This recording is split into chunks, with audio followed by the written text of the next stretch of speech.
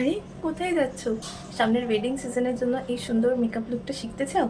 তাহলে ভিডিওটা স্কিপ না করে পুরোটা দেখো, কারণ আজকের এই ভিডিওতে তোমরা জানতে পারবে অনেক টিপস অ্যান্ড ক্রিম প্রিপারেশনের জন্য প্রথমে একটা ময়শ্চারাইজার ইউজ করতে হবে। আমি রিকোডের এই ময়শ্চারাইজারটা ইউজ করেছি। ময়শ্চারাইজার ইউজ করার পরও যদি স্কিনটা ড্রাই ফিল হয় তাহলে তোমরা যে কোনো ফেশিয়াল অয়েল ইউজ করতে পারো।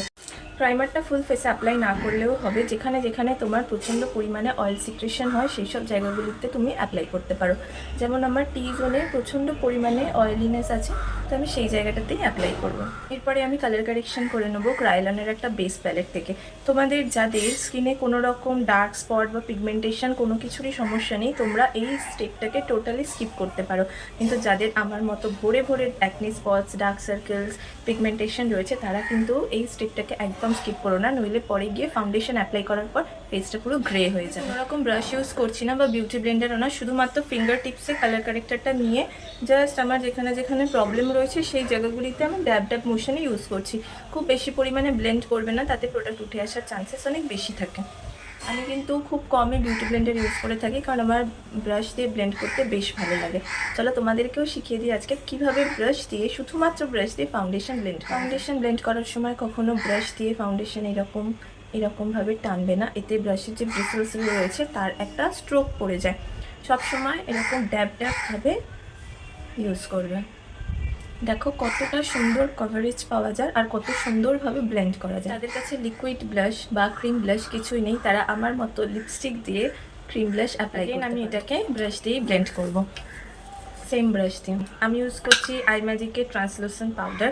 তোমরা যে কোনো কম্প্যাক্ট পাউডারও ইউজ করতে পারো। যাদের স্কিন একটু ড্রাই টাইপের রয়েছে তারা কিন্তু ট্রান্সলুসেন্ট পাউডারটাকে উইন্টারে অ্যাভয়েড করো, তারা যে কোনো কম্প্যাক্ট পাউডার ইউজ করতে পারো।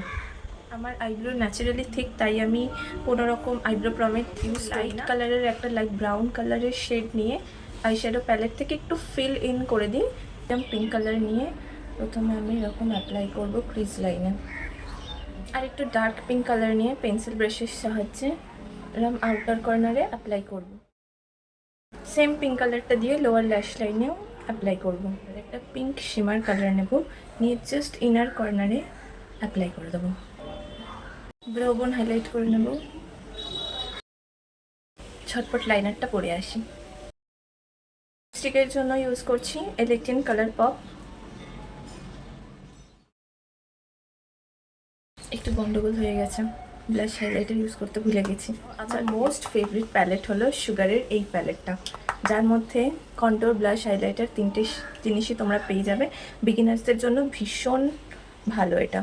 যারা একদম বিগিনার, যারা সবে সবে মেকআপ ইন্ডাস্ট্রিতে এসছো বা সেলফ মেকআপ করতে শিখছো, তাদের জন্য কিন্তু এই প্যালেটটা ভীষণ ভীষণ। ব্লাশের মধ্যে ব্লাশ নিয়ে অবশ্যই হাতের মধ্যে ড্যাব ড্যাব করে এক্সেস প্রোডাক্টটা বের করে দেবে, দেন অ্যাপ্লাই করবে, নইলে জোকারের মতো লাগবে।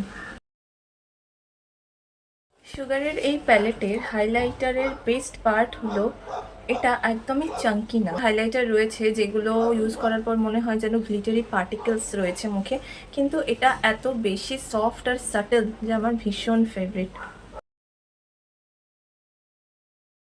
মেকআপ অলরেডি ডান, তো চলো রেডি হয়ে আসি। আজকের এই ভিডিওটা কতটা হেল্পফুল হলো, তোমরা কতটা শিখতে পারলে, কেমন লাগলো সেটা কিন্তু কমেন্ট বক্সে অবশ্যই জানিও। দেখা হবে তোমাদের সাথে নেক্সট ভিডিওতে। টাটা।